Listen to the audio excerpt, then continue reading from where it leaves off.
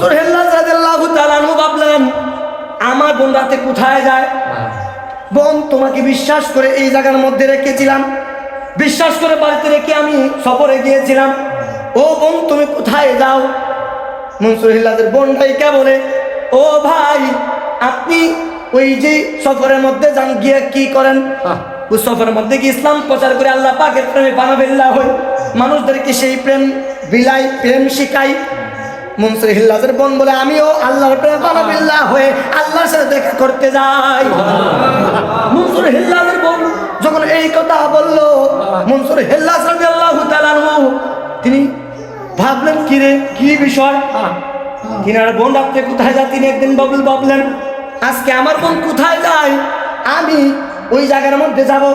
মনসুর হেল্লাজের বোন যতদিন ওই বন জঙ্গলের মধ্যে আল্লাহ পাকের দিদার ইবাদত বন্দি করে আল্লাহ পাকের দিদার করে আসেন, আসার আগে আল্লাহ সুবহানাহু ওয়া তাআলা ফেরেশতাদের মাধ্যমে তিনাকে এক পেয়ালা শরবত পান করান। কিসের শরবত? প্রেমের শরবত। কিসের শরবত? প্রেমের শরবত পান করান। মনসুর হেল্লাজের বোন যখন আজকে যখন রওনা হবে, মনসুর হেল্লাজ বললেন আমি আজকে ঘুমাবো না, আজকে আমি না ঘুমিয়ে দেখবো আমার বোন কোথায় যায়, কোথায় গিয়ে কি করে আজকে আমি ফলো করব। মনসুর হেল্লাজ কি করলেন, মনসুর হেল্লাজের বোন তিনি যখন রওনা হয়েছেন, মনসুর হেল্লাজের পিছনে পিছনে রওনা হয়। কোথায় রওনা হয়? পিছনে পিছনে রওনা হয়। মনসুর হেল্লাজের বোন জঙ্গলের ভিতরে ঢুকে গিয়েছে, ঢুকে গিয়ে ইবাদত বন্দি করতেছে। ইবাদত বন্দি শেষ হওয়ার পরে আসার সময়, ইবাদত বন্দি শেষ হওয়ার সময় আসার সময় দেখেন মনসুর হেল্লাজ একটা গাছের নিচে লুকিয়ে আছেন। তাকিয়ে দেখেন বনের সামনে একজন সাদা, একজন ধবধবে একজন পুরুষ দাঁড়িয়ে আছে। কে দাঁড়িয়ে আছে? একজন ধবধবে একজন সাদা, একজন পরনে কাপড়ওয়ালা একজন পুরুষ দাঁড়িয়ে আছে। মনসুর হেল্লাজ রাদিয়াল্লাহু তাআলা আনহু দেখেও হতভম্ব হয়ে গেলেন। কি বিষয়, এরকম মানুষ তো আমি দুনিয়ার মধ্যে দেখি নাই। আমি মনসুর হেল্লাজ বিভিন্ন জায়গায় সফর করেছি, বিভিন্ন জায়গায় গিয়েছি, এরকম মানুষ তো আমার নজরে আসে নাই, চৌকে আসে নাই। এইটা কেমন মানুষ?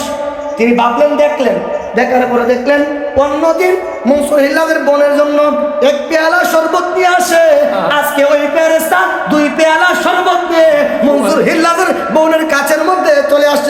সুবহানাল্লাহ। মনসুর হেল্লাজের বোন হতবাক হয়ে গেলেন, ব্যাপার কি? অন্যদিন আল্লাহ পাকের দিদার শেষ হওয়ার পরে আল্লাহ পাক খুশি হয়ে মহব্বত হয়ে এক পেয়ালা শরবত দেন, আজকে দুই পেয়ালা শরবত দেওয়ার কারণটা কি? এটার ব্যক্তিটার ভাবনা কি হবে? তিনি এক পেয়ালা পানি শরবত পান করলেন। পান করার পরে ওই এক পেয়ালা শরবত পান করার জন্য যখন প্রস্তুত নিলেন, পিছন থেকে মনসুর হেল্লাজ যাইয়া বলে, ও বোন এক পেয়ালা শরবত পান করেছো, আর এক পেয়ালা শরবত আল্লাহ পাক আমার জন্য দান করেছে। মনসুর হেল্লাজ যখন এই কথা বললেন, তিনি তাকিয়ে দেখেন পিছনে তিনার ভাই দেখা যায়। তিনি অবাক হয়ে গেলেন, কি বিষয়? আমি ইবাদত করি গোপনে গোপনে, আমার ইবাদত কেউ জানার কথা না। ভাইকে বলেছি ইবাদত করি, কখন যাই সেটা আমি বলি নাই, আমার ভাই কেমনে আমার এই খবর জানলো? ভাইকে বলে, ভাই আমি অনেক গোপনে বেদ রেখে পর্দার আড়ালের সাথে আমি ইবাদত বন্দি করি, আল্লাহ পাকের দিদার করি। আজকে ভাই আপনি দেখে ফেলেছেন আমার সেই ইবাদত প্রকাশ হয়ে গিয়েছে। সুবহানাল্লাহ। এই কথা তখন বললে মনসুর হেল্লাজ যাইকে বলে, ওগো বোন আজকে অন্যদিন আপনি বললেন যে এক পেয়ালা শরবত আল্লাহ আপনাকে দান করেন, আপনি সেই শরবত পান করেন। ওগো বোন আজকে আল্লাহ সুবহানাহু ওয়া তাআলা আমি মনসুর হেল্লাজের জন্য আল্লাহ পাক এক পেয়ালা শরবত আমাকে দান করেছেন। সুবহানাল্লাহ। মনসুর হেল্লাজের বোন ডাইকে বলে, ওগো ভাই আপনাকে আল্লাহ যে শরবত পান করার জন্য যেই শরবত দিয়েছেন, এই শরবত আপনি খাইলে আপনি আর ঠিক থাকতে পারবেন না। আমি বোন ঠিক থাকতে পারি, আপনি সেই ক্ষমতা নাই ঠিক থাকার মতো। মনসুর হেল্লাজ বোন ঠিক থাকি আর না থাকি, আল্লাহ যেহেতু আমাকে দান করছে, আমি মনসুর হেল্লাজ আজকে এই শরবত পান করবো। সুবহানাল্লাহ। তিনি বায়না করলেন, কি করলেন? তিনি বায়না করলেন। তিনি আর বোন কি করলেন? যেহেতু ভাই যেহেতু বায়না করেছে, তিনি আর কথা ফেরাতে পারলেন না। তিনি বললেন, দেন তো পুরোটা খাইয়েন না, একটু এক পেয়ালা একটু পান করেন। কয় পেয়ালা? একটু পান করেন, ফুলটা খাওয়ার দরকার নাই। আপনার আল্লাহ যেহেতু আপনাকে দান করেছেন, আপনি এক পেয়ালা পান করেন, একটু পান করেন। মনসুর হেল্লাস জায়গা বলে বোন দেন, আমি একটুই পান করবো। মনসুর হেল্লাস একটু ওই শরবত মুবারক পান করার পরে ওই মনসুর হেল্লাদান উনার জগতে উনি আর নাই। উনি ওই পান করার পর থেকে তাকে ডাইনে আল্লাহ, বামে আল্লাহ, সামনে আল্লাহ, পিছনে আল্লাহ, উপরে আল্লাহ, নিচে আল্লাহ। সুবহানাল্লাহ বলে। মনসুর হেল্লাস ডাইনে আল্লাহ দেখে, বামে আল্লাহ দেখে, আবার সামনে তাকাইলে আল্লাহ দেখে, আবার পিছে তাকাইলে আল্লাহ দেখে, উপরে তাকাইলে আল্লাহ দেখে, নিচে তাকাইলে আল্লাহ দেখে। এই কথা আছে আসরারুল আউলিয়া উর্দু 1 নম্বর পৃষ্ঠার মধ্যে। সুবহানাল্লাহ বলে। ঘটনা কোনো বানানো ঘটনা নয়। এই ঘটনা বর্ণনা করেছেন ফরিদউদ্দিন মাসউদ গঞ্জে শেখর, যিনি আল্লাহর মকবুল একজন ওলি ছিলেন, যিনি কেরামত অসংখ্য অসংখ্য কেরামত উনি ওনার কিতাবের মধ্যে আসরারুল আউলিয়া উর্দু পৃষ্ঠার 1 নম্বরের মধ্যে বর্ণনা করেছেন এই ঘটনাটা। মনসুর হেল্লাস যখন শরবত মুবারক পান করলেন, তাকিয়ে যখন আল্লাহ আল্লাহ দেখে উনি বলতে লাগলো আইনাল হক, আমি আল্লাহ। সুবহানাল্লাহ না? আয়নার সামনে যদি আপনি দেখেন, চতুর্দিকে আয়না, সামনে তাকাইলে আপনাকে দেখা যায়, ডাইনে তাকাইলে আপনাকে দেখা যায়, এইটা বামে তাকাইলে আপনাকে দেখা যায়, পিছনে তাকাইলে আপনাকে দেখা যায়। তার মানে এখানে অন্য কেউ আছে? এখানে তো অন্য কেউ নাই, এখানের মধ্যে আমি আছি। সুবহানাল্লাহ বলি না? আল্লাহ বলে আইনাল হক, আইনাল হক। উনার বোন কি করলেন? যখন আইনাল হক বলা শুরু করেছে, উনার বোন উনার মুখটা চাপে ধরলেন। ও ভাই একবার বলেছো আর বলিও না। সুবহানাল্লাহ বলি না? ও ভাই একবার বলেছো আর বলিও না। তিনি ওনার বোনের মুখ সরে দিয়ে বলে আইনাল হক, আইনাল হক। সুবহানাল্লাহ বলি না? এভাবে আইনাল হক বলতে থাকতেন। উনার বোন মুখ চেপে দিয়ে বললেন, ও ভাই আজকে আপনি আইনাল হক বলতেছেন, এটা তো শরীয়তের কোনো কথা নয়, ওটা হাকিকতের কথা। আমি তোমাকে আগেই বলেছিলাম, তুমি এই শরবত পান করলে আর ঠিক থাকতে পারবে না। আর মুসলে আল্লাহ জায়গা বলে, ওরে বোন, যত জীবনে কত শরবত খেয়েছি, এই শরবত তো আমার খাই নাই। এই শরবত খাওয়ার পর থেকে আমি আমার মধ্যে নাই, আমি আল্লাহ হয়ে গিয়েছি। এই কথা বলতে লাগলে আইনাল হক, আইনাল হক। ওনার বোন ওনাকে কোনোভাবে আটকাতে পারে না, পাগল হয়ে গিয়েছে। কি হয়েছে? এই জন্য সারা বলে, পাগল মরলে বাতি জ্বলে, কোন মুন্সি মরলে জ্বলে না, কোন মৌলবি মরলে জ্বলে না। ওই পাগলের আল্লাহ আছে, কানার দলে জানে না। পাগল মরলে বাতি জ্বলে। কি বলে? পাগল মরলে। আমরা সবাই আমাদের তাকাইতে, আমি একটু আলেম, আমি বললাম নাকি আমরা আলেম না, আমরা হচ্ছে ওলি আল্লাহর পাগল। সুবহানাল্লাহ বলি। আলেম আমাদের এমন যোগ্যতা না যে আমরা আলেম হতে পারবো, তো আমাদের একটা দাবি করতে পারি, আমরা দয়াল নবীজির পাগল। সুবহানাল্লাহ বলি। আমরা দয়াল নবীজির বললাম, আমরা আলেম না, আমরা পাগল। এই জন্য পাগল বলে কি বলে? বাতি জ্বলে, জ্বলে জ্বলে না, জ্বলে কি জ্বলে না? কিসের বাতি? মোমবাতি। মোমবাতি প্রেমের বাতি। কি বাতি? প্রেমের বাতি। যেই বাতি কলমের মধ্যে জ্বললে আপনি মনসুর হেল্লাসের মতো চতুর্দিকে খবর রাখতে পারবেন। সুবহানাল্লাহ। আপনি কোথায় কি হচ্ছে, কোথায় কি যাচ্ছেন, সব খবর আপনার এই কলমে, এই জায়গার বৈশা থেকে দেখা যায়। সুবহানাল্লাহ বলি। এই জন্য আমার গাউসে পাক বলেছেন, নাযারতু ইলা বিলাদিল্লাহি জামান, আমি গাউসে পাক এই জায়গায় বসে আমি আমার আঙ্গুলের মধ্যে দেখতে পারি পুরো পৃথিবীকে। সুবহানাল্লাহ। কেননা উনি প্রেমের আলো জ্বালিয়েছেন কলমের মধ্যে। আলো, এই যে লাইট জ্বলছে, এই জায়গাটা কি অন্ধকার না ফর্সা হয়ে গেছে? ফর্সা হয়ে গেছে। কেন? ওই লাইটের জন্য। আপনি যখন নবীর প্রেম যখন ভিতরের মধ্যে জ্বালিয়ে ফেলবেন, তখন আপনার দিন আর অন্ধকার থাকবে না, আলো হয়ে যাবে। আলো হলে কি হবে? আপনি পুরো জগৎ জায়গার মধ্যে বসে রাখতে পারবেন। সুবহানাল্লাহ। একটি ঘটনা বলি।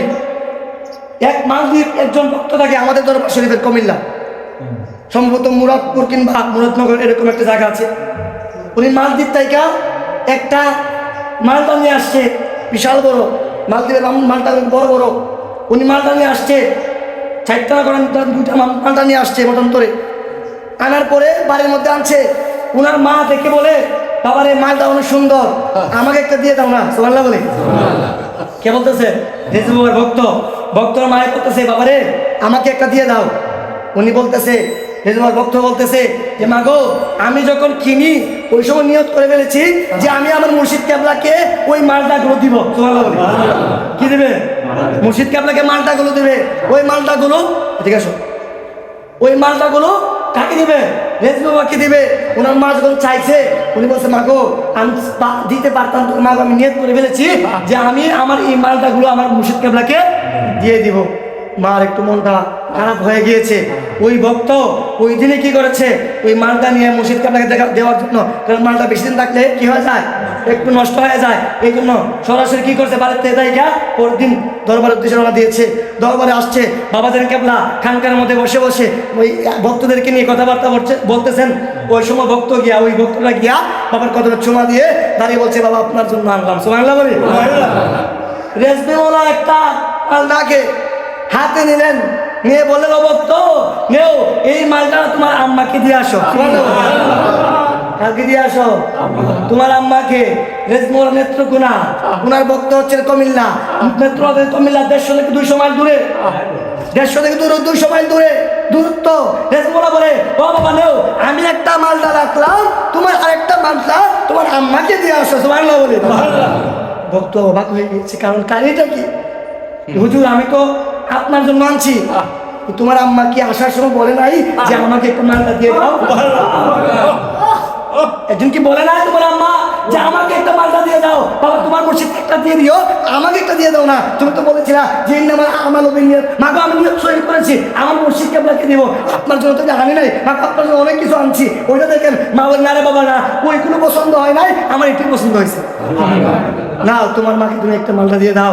এই জন্য নাজার তুলা বিলাদি সামনে হাল। ওলিয়াল্লাহ প্রত্যেকটা দিনে যখন অন্ধকার যখন আলোকিত হয়ে যায়, ওলিয়াল্লাহ সব কিছু দেখতে পারে। সুবহানাল্লাহ বলি। তো ওলিয়াল্লাহ দেখতে পারে, ওলিয়াল্লাহ পাগল যারা তারাও দেখতে পারে। সুবহানাল্লাহ বলি। পারে না? কেন? ছেলে থাকলে মেয়ে দিয়ে দেয়, মেয়ে থাকলে ছেলে দিয়ে দেয়, এরকম অহরহ প্রমাণ দেখেন নাই? হয়। এই জন্য মুনসুর আল্লাহ আইনাল হক বলতে বলতে তিনি যখন পথে ঘাটে বাজারে দোকানে সব জায়গার মধ্যে আইনাল হক বলতেছে, ওই লোকগুলা আলেমগুলার কাছে গিয়া, ওই রাস্তাগুলোর কাছে গিয়া ফরিয়াদ জানালো যে মুনসুর আল্লাহ তো আইনাল হক বলতেছে, নিজেকে আল্লাহ দাবি করতেছে, শরীয়তের ফায়সালা হচ্ছে আইনাল হক বললে তাকে কতল করতে হবে। কি করতে হবে? মুনসুর আল্লাহ রাদিয়াল্লাহু তাআলা আনহুকে কতল করতে হবে। কতল করার জন্য ওই মুনসুর আল্লাহ রাদিয়াল্লাহু তাআলা আনহুকে ওই জেলের মধ্যে বন্দী করলো। প্রথম দিন যখন জেলের মধ্যে বন্দী করেছে মুনসুর হেল্লাজ রাদিয়াল্লাহু তাআলা আনহু, প্রথম দিন যখন ওনার হাতের মধ্যে বেরি, দুই হাতে দুই পায়ে বেরি, মুনসুর হেল্লাজ বলেন, হাত বান্ধিবি, পা বান্ধিবি, মন বান্ধিবি কি দিয়া, হাত বান্ধিবি, পাও বান্ধিবি, মন বান্ধিবি কি দিয়া, আমি পাগল হইছি দয়াল নবীর লাইগা। সুবহানাল্লাহ বলে। ওদের হাত বাঁধতে পারো, পা বাঁধতে পারো, আমার মুখ জবান তো বাঁধতে পারবো না। সুবহানাল্লাহ বলে। মুনসুর আল্লাহ যখন জেলের মধ্যে যখন ঢুকালেন, ওই মুনসুর আল্লাহ রাদিয়াল্লাহু তাআলা আনহু যিনি ওই কারাগারের দায়িত্ব ছিল, যে রুমের যে কারাগারের দায়িত্ব ছিল, ওই দারোয়ান তাকিয়ে দেখে মুনসুর আল্লাহ ঢুকতে দেরি হয়েছে, মুনসুর আল্লাহ যাই নামাজ বিছিয়ে নামাজ পড়তে দেরি করে না। সুবহানাল্লাহ বলে। ওই মুনসুর আল্লাহ জেলের মধ্যে তাকে জায় নামাজ দেওয়া হয় নাই, মুনসুর ঢুকতে দেরি হয়েছে, আল্লাহর পদ্ধতি হিসাব আদান করিয়া আল্লাহ পাক জায় নামাজ ওনাকে ব্যবস্থা করে দিয়েছে। দ্বিতীয় দিন রাজা এসে দেখে মুনসুর হেল্লাজ নাই। কি নাই? নাই।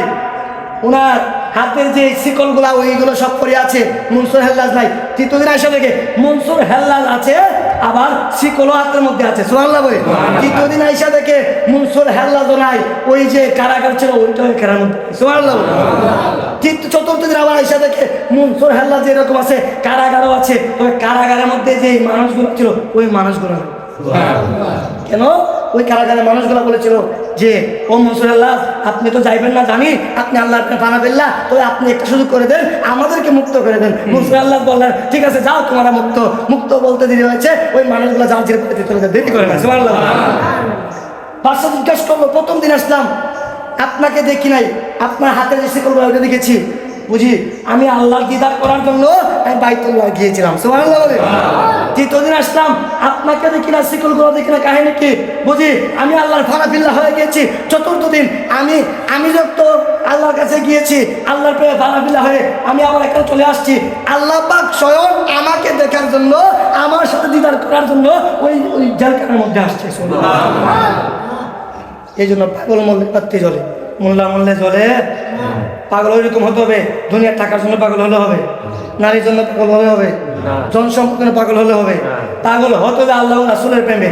আল্লাহ এবং রাসূলের প্রেমে পাগল হতে পারলে আপনার ইহকাল যেরকম ধন্য হবে, পরকালে ধন্য হবে। সুবহানাল্লাহ। এই জন্য পাগলই হতে হবে। আপনি পাগল, কেমন পাগল হয়েছেন? রেজবি নাম দিলা বলে না, এই রেজবি পাগলা দিচ্ছে বলে কিনা অনেকে, আমাদেরকে বলে কিনা রেজবির পাগলা। কার পাগলা? রেজবির পাগলা। এটাই আমাদের জীবন ধন্য। মন খারাপ করার কোনো কথা নাই। আমরা দুনিয়ার কোনো মানুষের জন্য পাগল হয় নাই, পাগল হয়েছি যিনি আল্লাহ প্রেমের প্রেমে পারাপিল্লা হয়ে গিয়েছেন, ওই রকম রেজওয়ালার প্রেমে আমরা পারাপিল্লা হয়েছি। সুবহানাল্লাহ। তাহলে এই ঘটনা করার উদ্দেশ্য একটাই, যে আমরা যেহেতু মুর্শিদ কেবলা ধরেছি, মুর্শিদ কেবলা আইন, কারণ আমাদের মানতে হবে। হবে কি হবে না? বলেন না, হবে কি হবে না? যে মুর্শিদ কেবলা বায়াত গ্রহণ করার সময় বলেছেন, বাবার এই নামাজ পড়বা। আমরা কি বলেছি? নামাজ পড়বো। রোজা রাখবা, কি বলেছি? রোজা রাখবো। উপযুক্ত হলে হজ আদায় করবা, কি বলেছি? বলছি কিনা? ওয়াদাবদ্ধ হয়েছে, ইন্নাল্লাহা ইউবাউনাকা তার সাথে আমরা ওয়াদাবদ্ধ হয়েছি যে আল্লাহ গো, আমি ও মুর্শিদ কেবলা আপনার রসুলে করিয়া আমি আল্লাহ যে নামাজ দিয়েছেন, রোজা দিয়েছেন, হজ দিয়েছেন, জাকাত দিয়েছেন, এগুলো পালন করবো। কিন্তু আমরা দেখা গেছে ওইখান থেকে বায়াত গ্রহণ করে আসছি, আসার পর আর এগুলো তো মানি না।